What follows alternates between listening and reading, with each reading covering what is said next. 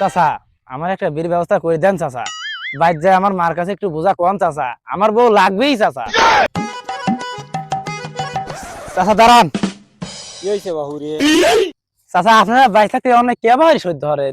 বাহুরে, আমরা আবার কি অন্যায় সহ্য করলেন? চাচা, আপনারা দেখতে পারতেছেন না, আপনারা চোখের সামনে এরা তো অর্থ একটা যুবক কিভাবে বুড়ো হয়ে যাচ্ছে। কি বাহুরে, বুড়িওর সাথে এই অন্যায়ের কি সাথ? চাচা, অন্যায় করতেছ না মানে?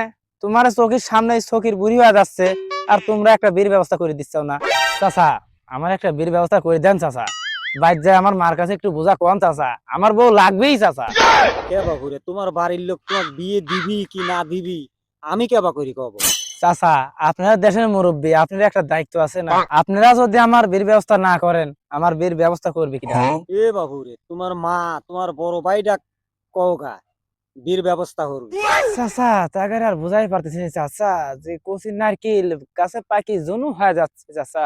বাহুরে, তোর মা বলে বেতাইলি লোক, তোমার ব্যবস্থা তুমিই করো। চাচা, বুঝলে না চাচা, এই মনের দুঃখটা বুঝলে না।